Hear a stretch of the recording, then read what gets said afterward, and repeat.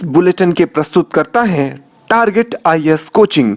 आपकी सफलता ही हमारा लक्ष्य।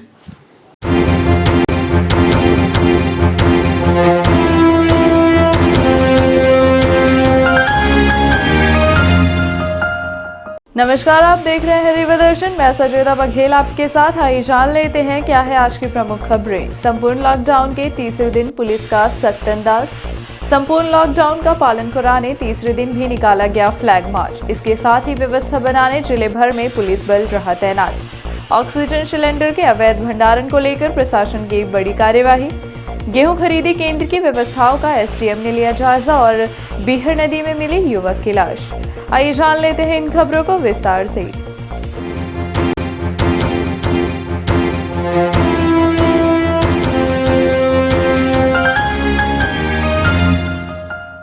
संपूर्ण लॉकडाउन का पालन कराने तीसरे दिन भी निकाला गया फ्लैग मार्च। इसके साथ ही व्यवस्था बनाने जिले भर में पुलिस बल तैनात रहा।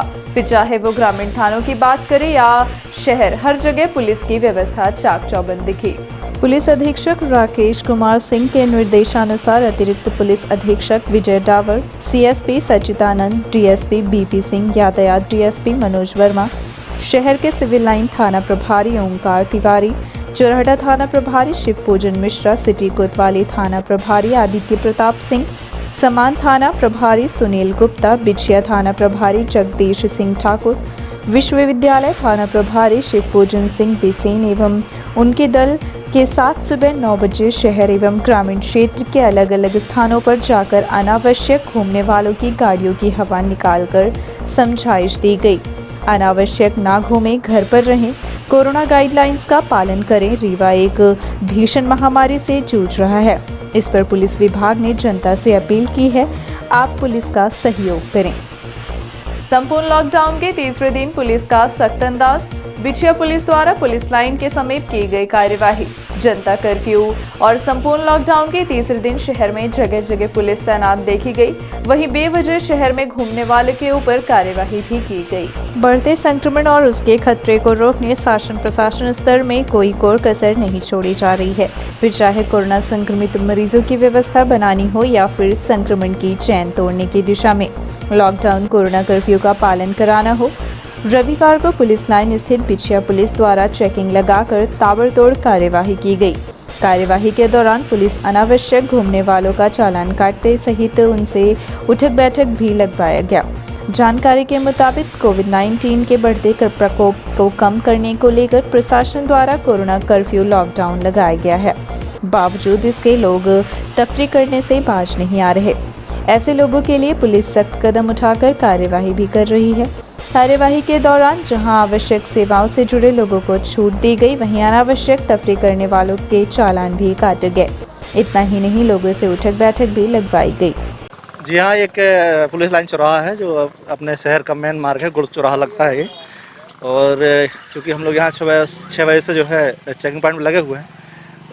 जो मुख्य जो पॉइंट है इसके अपने जिसको छोड़ना रिलीफ मेडिकल इमरजेंसी दूध वाले हैं और बहुत किसी का कोई अगर नमी वगैरह हो गई, इनको छोड़ने के अलावा अन्य कोई यदि व्यक्ति गुजरता है तो उनको रोका जाता है, टोका जाता है। और अगर नहीं मानते तो उसके बाद उनको जो है जो उचित दंड है उनको दंड दिया जाता है। और ऐसी कोई भी गतिविधि अभी 3 दिन के उसमें जो है नहीं हुई है। बाकायदा पूरा लॉकडाउन का लोग बाग पालन कराने की कोशिश की जा रही है। तब भी लोग जो नहीं मानते हैं तो उनको डांटा जाता है, उनको लॉकडाउन का पालन करने के लिए प्रोत्साहित किया जाता है। मास्क न लगाने पर मास्क के लिए भी बोला जाता है और लगातार ही चल रहा है। और अभी 3 दिन लगभग अच्छा रहा, लोगों ने काफ़ी सहयोग किया है और उम्मीद करते हैं। घूमने वालों को वापस किया जा रहा है, अनावश्यक घूमने वालों को प्रताड़ित भी किया जा रहा है और वापस भी किया जा रहा है कि अनावश्यक बाहर ना निकलें, जिससे क्या है दूसरे लोग उससे कोरोना से संक्रमित हों। और सभी से अपील भी है कि सभी लोग घर में रहें, सुरक्षित रहें, जिससे जो है इस महामारी से बचा जा सके। ऑक्सीजन सिलेंडर के अवैध भंडारण को लेकर प्रशासन की बड़ी कार्यवाही। सतना के बाद रीवा में की गई यह बड़ी कार्यवाही। देश भर में बढ़ते कोरोना संक्रमण के चलते जहां जगह जगह ऑक्सीजन की किल्लत देखी जा रही है, वहीं कुछ लोग हैं कि ऑक्सीजन सिलेंडर छुपाकर उसकी कालाबाजारी में लगे हुए हैं। रविवार को सतना में बड़ी तादाद में ऑक्सीजन सिलेंडर पकड़े जाने के बाद रीवा में भी विंध्य इंजीनियरिंग के गोदाम में प्रशासन व पुलिस ने दबिश देकर बड़ी मात्रा में ऑक्सीजन सिलेंडर पकड़ा और उसके खिलाफ कार्यवाही भी की गई है। रीवा शहर के विंध्या इंजीनियरिंग में ऑक्सीजन सिलेंडर डंप किए जाने की जानकारी प्रशासन और पुलिस को दी गई, जिसके बाद Rewa collector doctor Ilaiya Raja T ने इस मामले में को गंभीरता से लेते हुए कार्यवाही के निर्देश जारी किए। वहीं तत्काल पुलिस अधीक्षक राकेश सिंह स्वयं यातायात थाने पहुंचकर कार्यवाही करने टीम गठित की गई और उसके बाद विंध्या इंजीनियरिंग समेत कई अन्य स्थानों पर दबिश दी गई, जहां विंध्या इंजीनियरिंग से बड़ी मात्रा में ऑक्सीजन सिलेंडर पकड़े गए। इधर ऑक्सीजन का भंडारण करने को लेकर विंध्या इंजीनियरिंग के खिलाफ कार्यवाही भी की गई है। कार्यवाही रीवा एसडीएम शैलेंद्र सिंह के नेतृत्व में की गई। इनके साथ तहसीलदार, नायब तहसीलदार के अलावा पुलिस की भी टीम तैनात रही।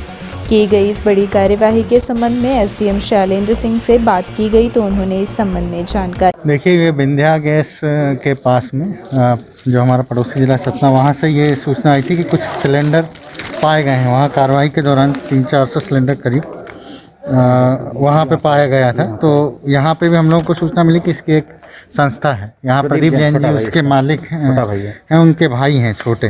तो इसी के संबंध में हम लोगों ने वहाँ कार्रवाई की थी और वहाँ जाके देखा तो इनके पास भी 70 सिलेंडर करीब ऑक्सीजन के मिले। एक और एजेंसी जो रीवा में कार्य करती है, त्रिवेणी गैस एजेंसी है, इनके पास भी 20 और 22-42 करीब ऑक्सीजन के सिलेंडर मिले हैं।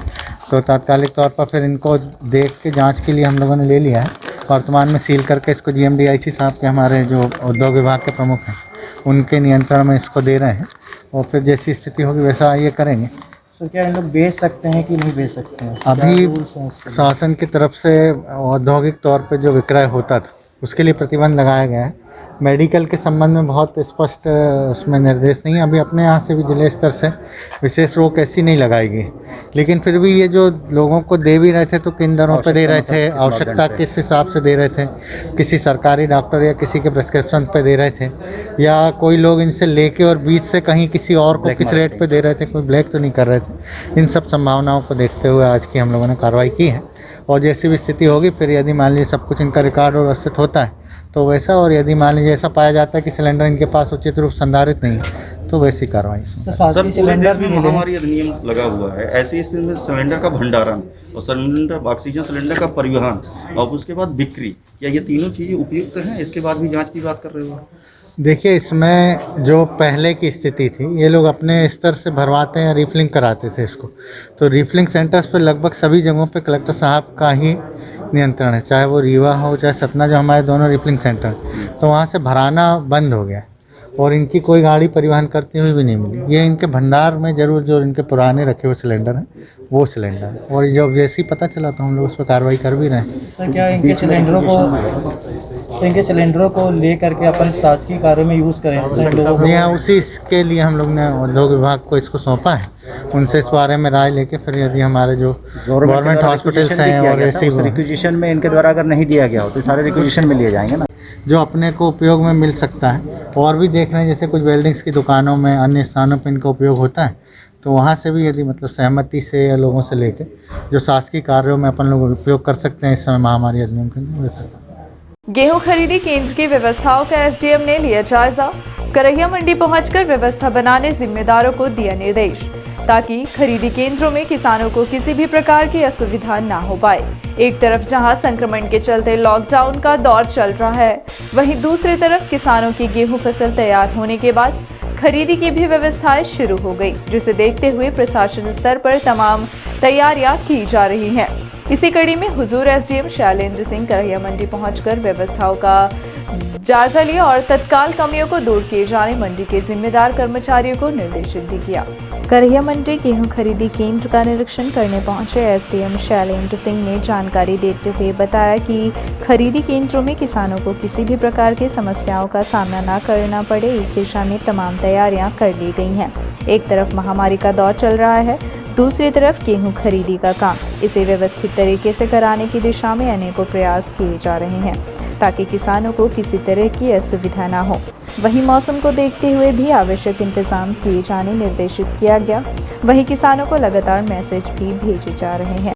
ये देखिए, शासन के निर्देशानुसार अभी गेहूं खरीदी का कार्य प्रगतिरत है और उसके अनुसार विभिन्न किसानों से मैसेज भेजकर उनका गेहूं क्रय किया जा रहा है, जिसमें कि विभिन्न प्रकार की सुविधाएं, पानी और उनके बैठक की व्यवस्था, छाँव, गाड़ी आने जाने की व्यवस्था और किसी अतिरिक्त रूप से कोई किसी प्रकार का चार्ज या शुल्क ना लिया जाए, बेहतर ढंग से रिकॉर्ड का संधारण किया जाए, ये सब चीज़ों का निर्देश दिए गए हैं।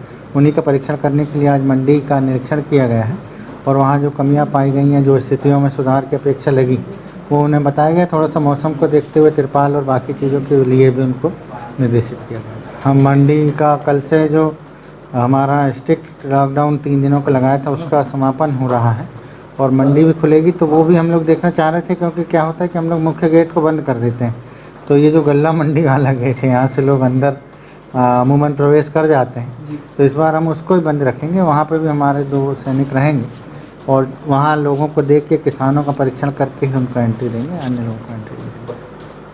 कब तक का है ये खरीदी के लिए? अभी तक तो शायद 25 मई तक का चल रहा है, इसको और थोड़ा सा व्यवस्थित देख के और फिर जो भी शासन के निर्देश होंगे उनके अनुसार खरीदी का कार्य। बीहड़ नदी में मिली युवक की लाश रीवा जिले में सगरा थाना क्षेत्र अंतर्गत विगत दिन एक युवक की नदी में डूबने की सूचना प्राप्त हुई थी। उसके बाद रविवार को बैकुंठपुर थाना क्षेत्र अंतर्गत बीहड़ नदी में युवक की लाश बरामद कर ली गई, जिसका पीएम कराए जाने पुलिस द्वारा लाश को अस्पताल भेज दिया गया है। जानकारी के मुताबिक विगत दिनों बीहड़ नदी में नहाने गए अरमान साकिब नामक युवक की लाश बैकुंठपुर थाना क्षेत्र अंतर्गत बीहड़ नदी में बरामद की गई है। युवक के गुमशुदगी एवं नदी में डूबने की सूचना परिजनों द्वारा सगरा थाना में की गई थी। उसके बाद सगरा पुलिस ने युवक को ढूंढने का प्रयास किया था, लेकिन काफी मशक्कत के बाद भी बॉडी को बरामद नहीं किया जा सका था। लेकिन रविवार को युवक की लाश बैकुंठपुर थाना क्षेत्र अंतर्गत बीहड़ नदी में तैरती देखी गई, जिसके बाद तत्काल पुलिस मौके पर पहुंची और लाश को नदी से बरामद कर लिया गया। युवक की उम्र 15 साल बताई जा रही है, जो सगरा थाना क्षेत्र अंतर्गत बीहड़ नदी में नहाने गया था, जिसके डूबने से मौत हो गई थी। बैकुंठपुर में आज सवेरे एक युवक की लाश बरामद हुई है, जिसकी उम्र लगभग 25-30 साल के आसपास बताई जा रही है। सगरा में कुछ दिन पहले गुमशुदगी दर्ज हुई थी। प्रथम दृष्टया जब पता किया गया, उसके परिजनों को बुलाया गया, तो उनके द्वारा उसकी शिनाख्त की गई है और जो गुमशुदगी दर्ज हुई थी उसी की लाश ये होना बताया गया है। अभी उसका पीएम कराया जा रहा है। पीएम के पश्चात में जो भी इसमें तथ्य सामने आएंगे उसके आधार पर इसमें कार्रवाई करेंगे। संभवतः अगर इसमें ड्राउनिंग होती है तो मर्ग जांच की जा रही है और उसी के आधार पर इसमें कार्रवाई होगी। शराब तस्कर के घर पुलिस के दबिश के बाद छत से नाले में छलांग लगाकर भागा शराब तस्करी करने वाला।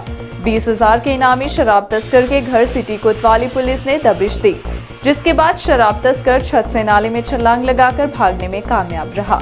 पुलिस ने शराब तस्कर का पीछा भी किया, लेकिन उसे पकड़ पाने में असफल साबित हुई। मुखबिर से मिली सूचना के बाद सिटी कोतवाली थाना प्रभारी आदित्य प्रताप सिंह ने बीती देर रात शहर में शातिर फरार शराब तस्कर के घर दबिश दी और 20,000 के इनामी शराब तस्कर सनी वर्मा निवासी टरहड़ी को पकड़ने की कोशिश की, लेकिन शराब तस्कर पुलिस को चकमा देकर फरार होने में कामयाब रहा। पुलिस जैसे ही उसके घर की घेराबंदी करने गई तथा दबिश देने का प्रयास किया, इस दौरान सनी वर्मा अपने घर की छत से गहरे नाले में छलांग लगाकर फरार हो गया। हालांकि पुलिसकर्मियों ने भी भाग रहे शराब तस्कर को पकड़ने का प्रयास किया, लेकिन वह भागने में सफल रहा। वहीं मौके से पुलिस ने आरोपी के वाहन को कब्जे में ले लिया है। देखिए, एक सनी वर्मा नाम का 20,000 का इनामी बदमाश था। यह जानकारी लगी थी कि रात को अपने घर में है। कोतवाली पुलिस द्वारा बल के साथ में दबिश दी गई थी, जिसमें छत के ऊपर से वो नाले में कूदकर फरार हो गया है। अभी उसकी गिरफ्तारी नहीं हो पाई है। साथ ही हमारे जो आरक्षक हैं उन्होंने भी बहादुरी दिखाई थी और उसका पीछा करते हुए उनके द्वारा भी जो है उसका पीछा करते हुए नाले में छलांग लगाई थी। उन्होंने पूरी कोशिश की, पर वो पकड़ में नहीं आया। जल्दी उसको पकड़ लिया जाएगा। पैसे की लेन देन का विवाद, 2 गुट आपस में भिड़े। मामला मनगवा का है, जहां 2 गुटों के बीच पैसे की लेन देन को लेकर विवाद हो गया, जिसके बाद पुलिस द्वारा एक पक्ष को आरोपी बनाया गया। इधर आरोपी पक्ष के लोग अपनी फरियाद लेकर रविवार को एसपी कार्यालय पहुंच गए और न्याय की फरियाद लगाई। मनगवा थाना क्षेत्र में पैसे के लेन देन को लेकर हुए विवाद में पुलिस ने 3 एफआईआर दर्ज किया है, जिसमें मारपीट करने वाले दोनों पक्षों के साथ साथ पुलिस पर हमला करने वाले लगभग 30 लोगों को आरोपी बनाया गया है। आरोपी बनाए गए लोग रविवार को पुलिस अधीक्षक कार्यालय पहुंचे और पुलिस पर झूठा मामला दर्ज करने का आरोप लगाया। पुलिस अधीक्षक कार्यालय पहुंचे लोगों ने बताया कि करपात्री मिश्रा और उसके भाई द्वारा सुबह मारपीट की गई थी, जिसकी शिकायत थाने में दर्ज कराई गई, लेकिन पुलिस ने कार्यवाही नहीं की। शाम को पुनः करपात्री मिश्रा अपने भाई के साथ मिलकर हमला बोल दिया, जिसके बाद गांव के लोगों ने उन्हें घेर कर कमरे में बंद कर लिया था। मारपीट करने वालों में अन्य कई गांव के लोग शामिल थे, जिन्हें पुलिस ने आरोपी नहीं बनाया, बल्कि पीड़ित परिवार को ही आरोपी बनाया गया। यह भी आरोप लगाया गया है कि करपात्री मिश्रा और उसका भाई कम पैसा देकर ज़्यादा का चेक लेता है और बाद में परेशान करता है। यह भी बताया गया कि करपात्री मिश्रा से गिरीश कोल 4 लाख रुपए उधार लिया था और जब देने से इनकार कर रहा है, उसी पैसे को लेन देन को लेकर दोनों पक्षों के बीच मारपीट हुई।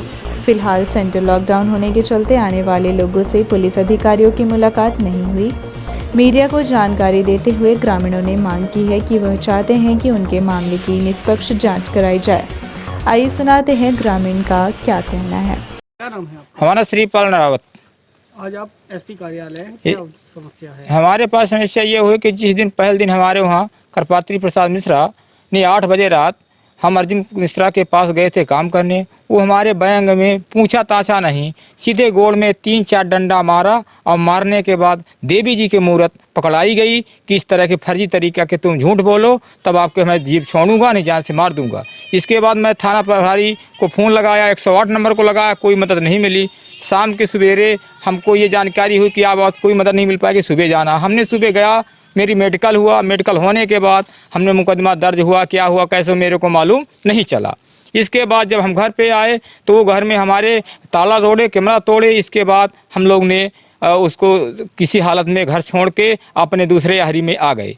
इसके बाद हमने जब घर आया तो मेरा भाई कमलेश्वर प्रसाद कोल और छोटा भतीजा नागेंद्र कुमार कोल उधर से चले जाते थे, तो वो दोनों छुपे हुए कन्हैया लाल के बांस के भीरे में वो आए तो सीधे कमलेश्वर को मार के गिरा दिया। इसके बाद हमने दौड़ा तो मेरे बाएं आँख में एक डंडा मारा गया, जिसमें हम भी वहाँ पर गिर गए। गिरने के बाद वहाँ के लोग, जब वो इतनी ताकती था, इतना कतली था, इसलिए उसको जिलाबंदी कई बार हो चुका है। कहीं वो फर्जी चेक लगाया है, 2000 देता है, 10 लाख लिखता है, 50,000 लेता है तो 2 लाख लिखता है। जिसमें से पहला कांड शैलेश कुमार द्विवेदी के हुआ था, 30,000 रुपये लिया, उसके पास 7 लाख लगाया गया। दूसरा कांड लालमन विश्वकर्मा, उसका पिता लड़का राजेश कुमार विश्वकर्मा, उसके फर्जी लगाया गया था, उसके लिए 4 लाख लगाया। तीसरा हमारा उनका कुछ नहीं था। तीसरा एक मठा का जयकरण प्रसाद कोल था, उसके पास 3 चेक लगाया, उससे 20,000 रुपये लिया था। वो उसको लालच दे के इंदू तला में दस्तखत करा लिया और उसको भी 7 लाख का कोर्ट में दायर कर दिया गया। इसके बाद जब हमारे पास ऐसी बात हुई तो हमको 7 साल कब्जा करके रखा। हमने उसको सही सलामत ज़मीन दिया था 50,000 में, लेकिन 50,000 की हमने KCC बनवा के दूसरे साल बैकुंठपुर बैंक से उसको पैसा वापस कर दिया। इसके बाद वो हमको 3 साल उसके यहाँ काम किया। काम करने के बाद हम अपना दस्तावेज मांगा गया, हमसे कोरा चेक SDM कलेक्टर साहब महोदय की हमने आवेदन लगाया था। जब आवेदन खारिज हो गया तो हमने उसको काम करके रुपया ब्याज अदा कर दिया। न मेरा दस्तावेज वापस किया गया, न हमारा रिकॉर्ड कोई वापस किया गया, मेरी जान का खतरा करने की तैयारी कर दिया। इसके बाद जब ये हुआ तो हम जब ये मार डर कर दिया, इसके बाद हमारे घर में जब आया, ये वारदात हुई शाम की 30 तारीख को। जब 30 तारीख को वारदात हुई तो इन्होंने इतना कतली था कि कोई गांव को इसको छूने वाला नहीं था। तो एक गरीब घर का विश्वकर्मा है, भैया लाल विश्वकर्मा, उसके यहाँ ये घुस गया। घुसने के बाद वो बिल्कुल मार पीट करने लगा कि उनके लड़के बच्चे को सबको बाहर निकाल दिया।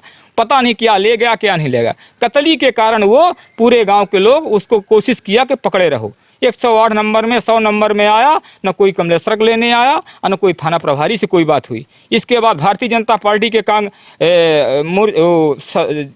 समिति अध्यक्ष रणोज मिश्रा द्वारा इसको सब 12 बजे रात 4 घंटा कोई प्रशासनिक दबाव हमको नहीं मिला।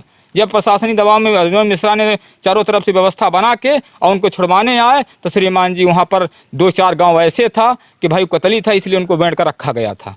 उन्होंने ये लोग सोचा कि ऐसा बात है तो उन्हें पकड़ के ले आया। फर्जी तरीके से शासन हम लोगों के ऊपर हमला कर दिए, गरीब आदमी आदिवासियों के लिए। जितने मुकदमा लगे हैं तो सिर्फ हरिजन आदिवासी और पिछड़ा वर्ग के लिए लोगों के लिए गया है, एक भी सामान्य के नाम नहीं दर्ज किया गया है। हमने 3 दिन उस दिन जब मेरे को ले गया गया वहाँ अस्पताल में तो रेफर कर दिया मनगांव रीवा में हमारे भाई को छोड़ दिए, कहें वो तुम्हारे रिवाज नहीं। ठीक है, शासनिक प्रशासनिक में हमको कोरोना की वजह से नहीं भर्ती हुआ, हम उसके दोषी नहीं ठहरा रहे हैं। हमारा नहीं, हम फिर घरे चले गए। घरे चलने के बाद फिर हमको ऐसा हुआ कि हमारे पास ऐसे फर्जी तरीक़े से ये मीडिया को दिया गया, मीडिया हमें तरीका हमारे गलत गया, इसलिए हमने आज साहब रविवार को अपने छोटे छोटे बच्चे को छोड़कर आए और महोदय के पास आए। महोदय के पास नहीं मिले, हम आप लोगों की मदद से आए कि हमारी सुनवाई हो। किस थाने का मामला है ये? ये थाना मनगमा है, तो चौकी गंगेव है। क्या नाम है आपका? रामकरण। कहाँ से आए हैं आज आप एसपी कार्यालय? हम आए हैं जरोड से, लेकिन वारदात जो ये हुआ है कि जत्तीपुरवा में हुआ है। जरोड के लोगों को गलत फंसाया गया है जातिगत से, और ये गरीबों के साथ बड़ा अन्याय हुआ है साहब। इसीलिए हम लोग यहाँ मीडिया में दे रहे हैं कि हमारा लोगों को भी सुना जाए। थाने वाले नहीं सुने, एक पक्षी मुकदमा कर दिए हैं। तो हम ये प्रशासन से मदद मांगना चाहते हैं कि हमारी लोगों की मदद की जाए। और गलत उन लोगों ने किया है जो बाहर से बसेड़ा के लोग आए थे, पब्लिक, वो पत्थरहाव किए, पुलिस के ऊपर मार किए। हम लोग और जिला बदल भी है उस कार्तिक का जो वो करपात्री का मिश्रा है, उसका जिला भी बदल भी है। कई रिपोर्ट भी पड़ी है, आज तक फर्जी चेक लगाए गए हैं। कई फर्जी चेक पैसे के लगाए गए हैं कि हमारा पैसा तुम लागते हो। पैसा की कोई उस दिन बात नहीं रही। वहाँ ये बनाया गया कि मेरा पैसा लगता है। काम करने ये गया था कमलेश्वर, काम करके शाम के चला जाता था। इन्होंने बांस में कि भीरा के बगल में छिपे थे, और जब उसने वहाँ से निकला उसको लाठी मार दिया, गिर गया। इतने में गांव वाले ने, जब वो गुहार मची, श्रीपाल भी पहुँचे, श्रीपाल भी को मार के गिरा दिया गया। भाग गए और दो भाग गए, दो बस्ती में घुस गए। तो पब्लिक उनको घेर लिया और बंद कर लिया, बंद कर लिया। पब्लिक गुहार और मची, जब बसेड़ा के लोग कई लोग पहुँचे, प्रशासनिक कोई नहीं मिला हमको। प्रशासनिक कोई नहीं मिला हमको। 12 बजे के बाद 12 बजे के बाद कौन से थाना? मनगमा।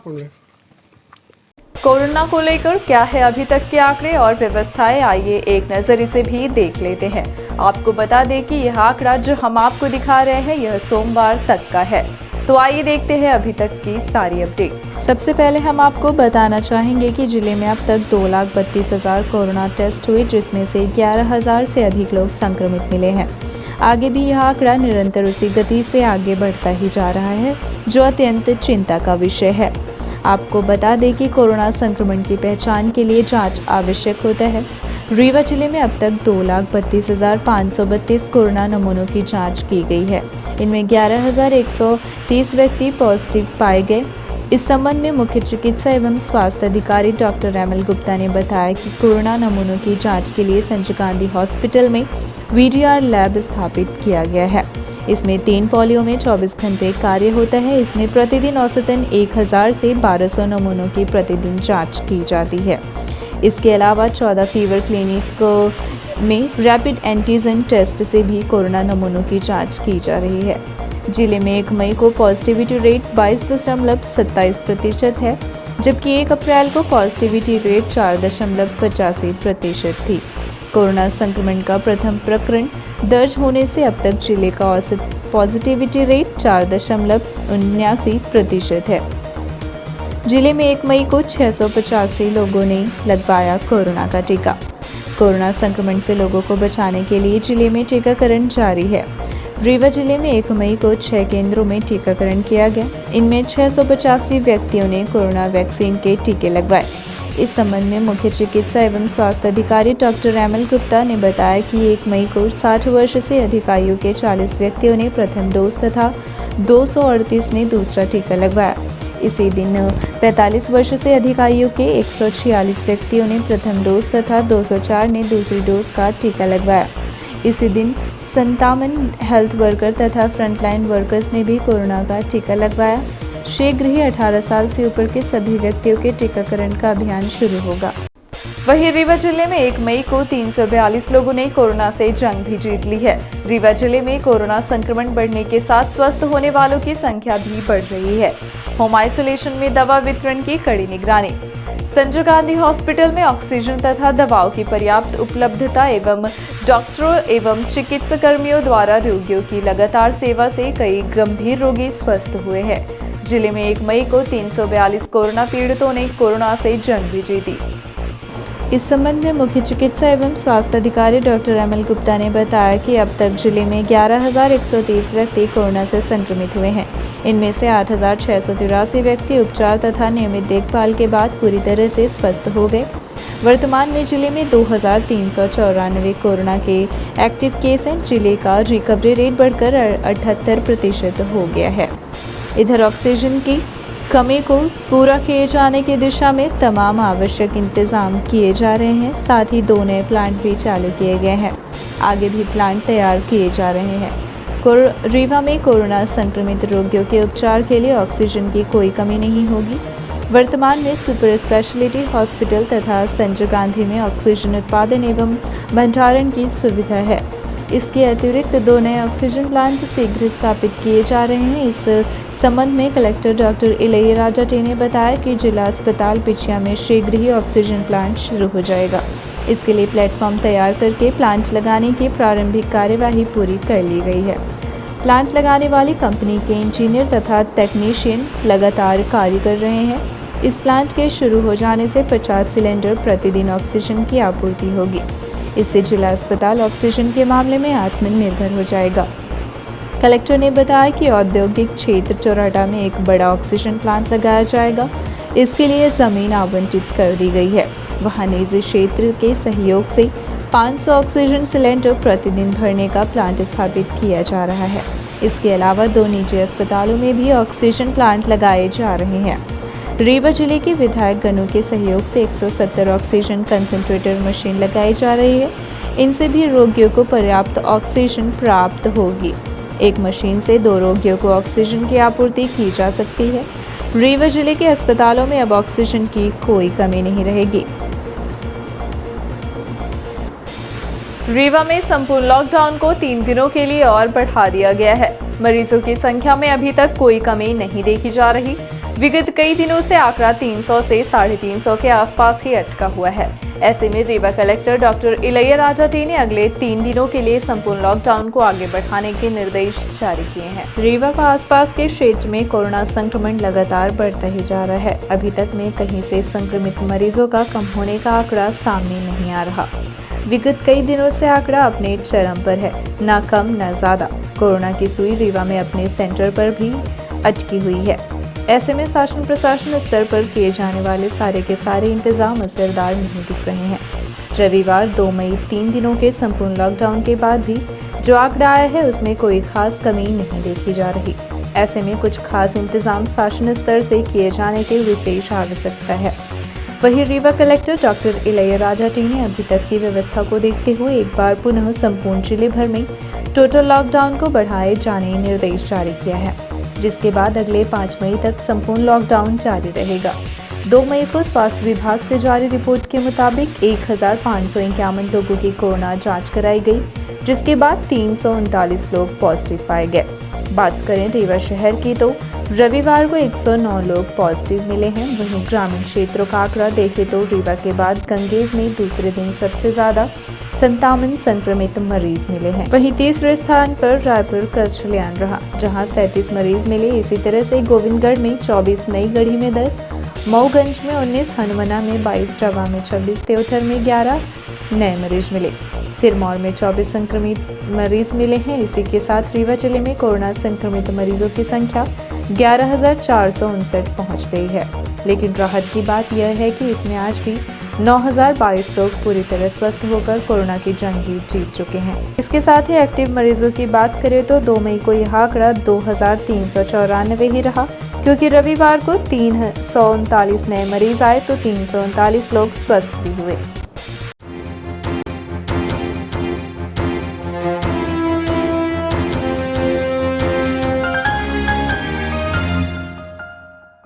अब चलने से पहले आई नजर डालते हैं आज के प्रमुख खबरों पर एक बार फिर। संपूर्ण लॉकडाउन के तीसरे दिन पुलिस का सख्त अंदाज। संपूर्ण लॉकडाउन का पालन कराने तीसरे दिन भी निकाला गया फ्लैग मार्च। इसके साथ ही व्यवस्था बनाने जिले भर में पुलिस बल रहा तैनात। ऑक्सीजन सिलेंडर के अवैध भंडारण को लेकर प्रशासन की बड़ी कार्यवाही। गेहूं खरीदी केंद्र की व्यवस्थाओं का एसडीएम ने लिया जायजा और बीहड़ नदी में मिली युवक की लाश। ये थी आज की प्रमुख खबरें। आगे की खबरों के लिए बने रहें विवा दर्शन के साथ। दीजिए हमें इजाजत। नमस्कार।